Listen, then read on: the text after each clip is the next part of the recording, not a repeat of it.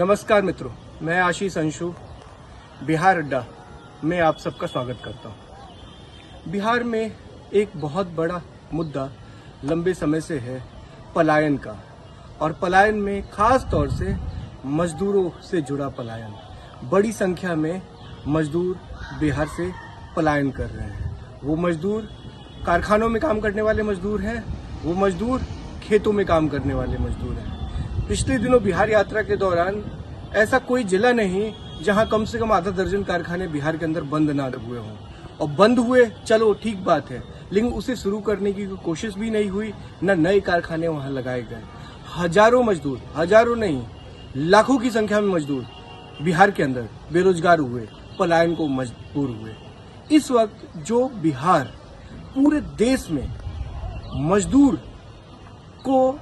मजदूरों के लिए जाना जाता है कि अगर बिहार का कोई है, बिहार और मजदूर एक तरह से पर्यायवाची बना दिए गए हैं।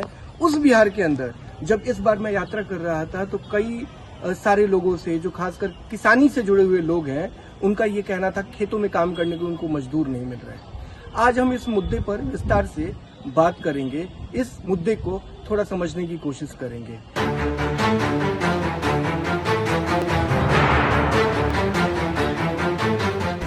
जो मजदूरों की बात हो रही है, पूरे देश में बिहार से मजदूरों की सप्लाई होती है, मजदूर जाते हैं। जिस नरकटियागंज में हम लोग बैठे हुए हैं, ये बिहार का कोई टियर 1 का कोई शहर नहीं है, पटना नहीं है, मुजफ्फरपुर नहीं है। ये 3 या 4 टियर सिटी मानी जाएगी। यहाँ पे जैसे आपसे बात हो रही थी मजदूरों को लेकर, किस तरह की कठिनाई से आप लोग गुजरते हैं? जो यहाँ के जिन स्थानीय मजदूरों पर हम लोग निर्भर रहा करते थे, वो लोगों का आजकल ये ट्रेंड बन गया है कि वो लोग यहाँ से बाहर को चले जाते हैं, माइग्रेट करते हैं, अन्य प्रांतों में चले जाते हैं। वहाँ उनको ये जरूर है कि उनको मजदूरी अच्छी मिलती है, बाकी और सब सुविधाएं मिलती हैं काम के सिलसिले, काम को लेकर। और हमारे यहाँ शायद इतना वो सब सुविधाएं नहीं मिल पाती हैं, उनका उससे आकर्षण ज़्यादा रहता है। तो ख़ास तौर से जब हम लोगों के यहाँ काम का समय आता है तो उस समय हम लोगों को ये एक बहुत बड़ी समस्या हम लोगों को सामने आ जाती है कि भाई मज़दूरों की, लेबरर्स की जो दिक्कत हो जाती है, वो सब बाहर चले जाते हैं। अभी देखिए, अभी हमारे यहाँ धान बुआई का सीज़न शुरू हो रहा है, और इसमें अभी किसी तरह से धान की बुआई तो हो जाएगी, लेकिन उसके बाद फिर और दूसरे उस पर ऑपरेशंस अगर करने हैं तो धीरे धीरे लेबर यहाँ से निकलते जाएंगे दूसरे प्रांतों को। तो जो बच्चे रहेंगे उन पर फिर मैंने मारामारी होगी कि भाई तू हमारे आज काम कर। तो वो भी किसी तरीके से 2 दिन, 4 दिन, 5 दिन में सबको अपना ये दे के कि भाई आज छोड़ दीजिए, कल आपका करेंगे, परसों आपका करेंगे, इस तरह से चलता रहता है। तो ये सब समस्याएं होती हैं। और हम लोगों का खेती गृहस्थी में ये एक चीज़ हम लोग मान कर चलते हैं, जिसको ताक कहते हैं हम लोग अपनी भाषा में, कि समय से उसको पकड़ लिया जाए। जो काम करना है खेती में तो वो सबसे अच्छा माना जाता है। लेकिन अब जो अपने भरोसे जब हम लोग निर्भर हैं लेबरर्स पर, और लेबर नहीं है तो हम लोग समय पर उस काम को नहीं कर पाते हैं। उसमें कभी कभी 5 दिन, 7 दिन, 10 दिन की देरी हो जाती है, और उसका प्रभाव जो है वो हम लोगों के जो फसल के उत्पादन पर या ये सब चीज़ों पर उसका पड़ता है।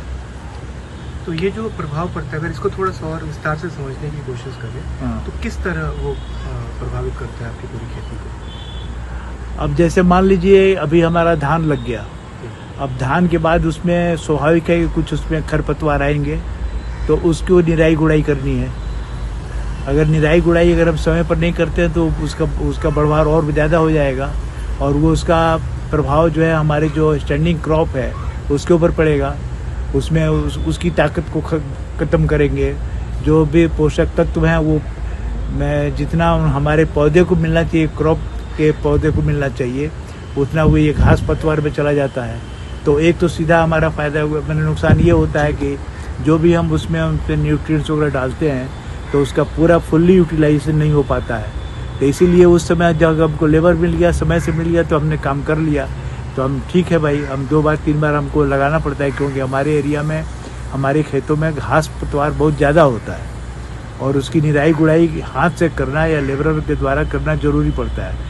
आजकल तो वीडर वगैरह निकल गए हैं, लेकिन वो उतने प्रभावकारी नहीं है जितना अब हम लोग के यहाँ का कोई और नया। रोज़ हम लोग इस तलाश में रहते हैं कि कोई ऐसी मशीन या ऐसा कुछ आ जाए, और हम लोग अभी कोशिश भी कर रहे हैं कि भाई, अभी देखिए, अभी हाल में अभी करीब 5 एकड़ ज़मीन अभी आज से 7 दिनों पहले हमने डायरेक्ट सीड ड्रिल से उसका, यहाँ पर हमारे एक कृषि केंद्र है, वैज्ञानिक से कृषि केंद्र नरकटियागंज के अंदर, तो वहाँ के हम लोग के जो वैज्ञानिक लोग हैं बहुत सहयोगी उनका रुख रहता है, उनके यहाँ से हम सीड ड्रिल ला के और अभी 5 एकड़ में डायरेक्ट सोइंग किया हमने सीड्स का। और इस तरीके से हम लोग अधिकतर धान में हम लोग का चलता है ट्रांसप्लांटेशन, मतलब बिचड़ा तैयार कीजिए, फिर बिचड़ों को निकाल के या फिर उनकी रोपाई कीजिए। तो हो सकता है कि धीरे धीरे हम लोग, बल्कि वैज्ञानिक लोग ये कहते हैं कि भाई आप लोग कहाँ लगे हुए हैं, तो सारा खेत में हम लोगों के यहाँ सीड ड्रिल चलने लायक नहीं है। हालांकि हम लोग मन बना लिया हम लोगों ने कि भाई धीरे धीरे हम लोग मैकेनाइजेशन की तरफ जाएं, क्योंकि ये लेबर की वजह से, जो आपने कहा कि क्या दिक्कत है, तो एक ये समस्या है, इसकी वजह से हम लोग को दूसरा तीसरा सोच रहा है। और आने वाले समय में ये होना ही होना है, मैकेनाइजेशन की तरफ जाना ही पड़ेगा हमको। अब तो ये है कि बाज़ार में ऐसे भी मशीन आ गए जो छोटे छोटे होल्डिंग्स में भी आपका मशीन, चाहे बुआई का हो, चाहे रुपाई का हो, चाहे कटाई का हो, ये सब चीज़ों के लिए मशीन उपलब्ध हो रही है धीरे धीरे। तो स्वाभाविक है कि हम लोग भी उसकी तरफ रुख करेंगे, क्योंकि लेबर का जब चाहें तब लेबर हम लोग का मिल नहीं पाता है। तो लेबर का एक तो ये सब नुकसान है जो आप पूछ रहे हैं, उसके बारे में बता रहा हूँ। नहीं, जैसा भी जो लोग आपको सुन रहे हैं इसमें, वो सच में इस बात को जानकर, खासकर बिहार के बाहर के लोग हैं, तो इस बात को जान के बहुत हैरान होंगे कि बिहार जो पूरे देश को लेबर की सप्लाई कर रहा है, देश के हर हिस्से में बिहार के लेबर वहाँ काम कर रहे हैं, और बिहार के टियर 3, 3 और 4 सिटी में नरकटियागंज के अंदर किसी व्यक्ति को मजदूर नहीं मिल रहे हैं खेत में काम करने के। तो उसका एक कारण तो ये है कि जो दूसरे प्रांतों में जाते हैं तो उनकी कमाई कुछ ज़्यादा होती है, वहाँ पर मजदूरी का रेट जो है वो हम लोगों के यहाँ से ज़्यादा है, और वो लोग इसलिए अफोर्ड कर पाते हैं कि उनके पास कमाई, जो क्रॉप लगाते हैं या और कुछ जो है, हम लोग तो अभी अपने पुराना, मैंने समझ लीजिए कि परंपरागत जो चला रहा है धान वगैरह, अगर वहाँ धान भी करते हैं तो वो उन्नत तरीके से करते हैं, जिससे कि उनकी कमाई ज़्यादा होती है और वो उतना ज़्यादा मजदूरी भी दे पाते हैं, ज़्यादा इनपुट भी लगा पाते हैं। और हमारे यहाँ ऐसा अभी कुछ नहीं है व्यवस्था, धीरे धीरे हम लोग सीख रहे हैं, समझ रहे हैं, और उस हिसाब से जब हमारी भी आमदनी बढ़ेगी तो हो सकता है कि हमारे लेबरर को हम भी पैसा हमेशा दे सकें, सालों भर काम दे सकें, तो हो सकता है कि उनका बाहर जाना धीरे धीरे बंद हो। कारखानों के साथ भी यही हो रहा है, कारखाने एक बार बंद हो गए तो फिर वो शुरू नहीं होते। नए काम काज शुरू करने के लिए बिहार के अंदर तमाम तरह की चुनौतियां हैं। बिहार में जो यहाँ की नीति है, हाँ, सरकार की जो नीति है, जो पॉलिसी है, वो इस तरह की है जो कारोबार विरोधी है, उसमें बहुत सुधार की जरूरत है। और बिहार की सरकार लंबे समय से, वो नीतीश जी की सरकार हो या इससे पहले लालू प्रसाद की सरकार में तो बात भी नहीं कर सकते, वो तो ये जितने कारखाने बड़ी संख्या में बंद हुए हैं वो सब लालू यादव ने ही दिया है बिहार को। लेकिन वो कारखाने बंद तो हो गए, उसे शुरू करने की कोशिश तो की जा सकती है। तो ये सारे मुद्दे हैं आज की बातचीत के लिए। आइए चलते हैं इस बातचीत। सिर्फ एक बात और बता दीजिए, चूँकि आप व्यावसायिक पृष्ठभूमि से, बिहार के अंदर बहुत सारे कारखाने बंद हुए और वहाँ पे कई ऐसे कारखाने मुझे मिले जहाँ 500, 700, 1000, 1500 तक मजदूर वहाँ काम करते थे। वो सब के सब बिहार के लोग थे वहाँ काम करने वाले। एक दिन वो कारखाना बंद हुआ, सब के सब लोग बाहर निकल गए। तो बिहार में इस तरह के कारखाने शुरू हो, ऐसे कारखाने चले, क्योंकि मजदूर यहाँ के हैं और कहीं बाहर जाके काम करने में उनको एक रहने की जगह भी चाहिए, खाने की व्यवस्था, इन सब चीज़ों में एक कॉस्ट आता है। तो बिहार में अगर उनको काम मिलता है तो उनके लिए सुविधाजनक है, परिवार भी साथ में है और उनका बहुत सारा खर्च भी बचेगा। तो वो कारखाना बिहार में क्यों नहीं सफल हो पाता है इस तरह का? कुछ सरकार की जो उद्योग से संबंधित नीतियां हैं वो माकूल नहीं है हम लोगों के लिए। और उदाहरण के लिए मैं बता रहा हूँ कि एक छोटा सा, मैं फॉरेस्ट्री का काम, टिम्बर का काम करता था और उसमें हम लोग पहले जो हमारे यहाँ अपने बिहार में जो वनाच्छादन है तो उससे वन के ऊपर निर्भर थे अपने रॉ मटेरियल के लिए। अब वहाँ पर जो है वो कटाई उसकी बंद हो गई, वहाँ पर अब दूसरे प्रोजेक्ट चलने लगे, तो लकड़ी की अनुपलब्धता है और उसकी वजह से एक तो ये कमी है। दूसरी चीज़ ये है कि अब हमारा जो लकड़ी मिलेगी नहीं, हमारा रॉ मटेरियल वही है, तो हम मशीन कैसे चलाएंगे? तो हम भी मशीन चलाते थे, तो हम भी 3 शिफ्ट 2 शिफ्ट में काम करते थे, तो कम से कम 25-30 लेबरर को तो हम एक बार एक शिफ्ट में काम देते थे। तो वो स्वाभाविक है, जब हमारे यहाँ काम बंद हो गया और उससे जो जुड़े हुए लोग तो कोई दूसरी जगह देखेंगे, तलाशेंगे अपना जीविका।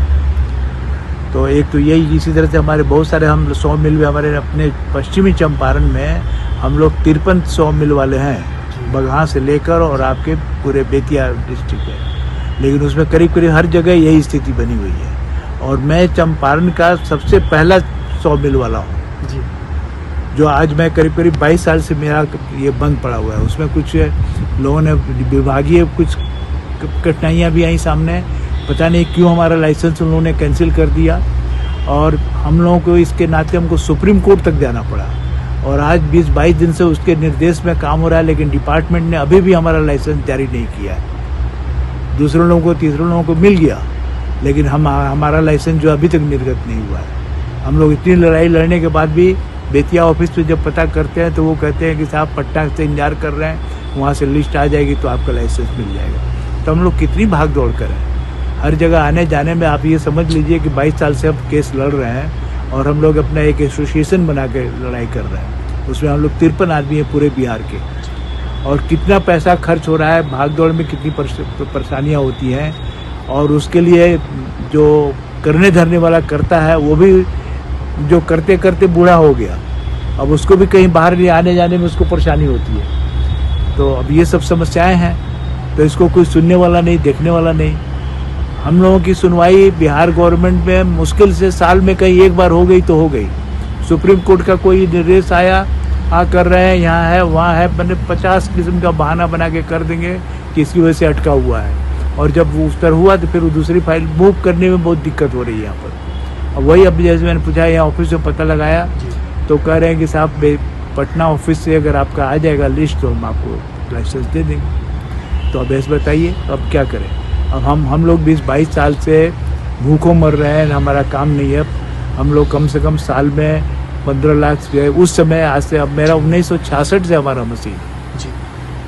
मैंने अपनी पढ़ाई बंद करके मैं जब यहाँ आया अपने घर में तो घर वालों ने हमारे जिम्मे ये लगाया कि भाई आप ये लकड़ी का काम करना चाहें तो आप कीजिए। तो तब से मैं कर रहा था, शुरू में 20-25 साल तो मैं बहुत अच्छी तरह चलाया। और उसके बाद अब ये स्थिति हो गई कि हम लोग को कुछ कहीं कोई आमदनी का जरिया नहीं है।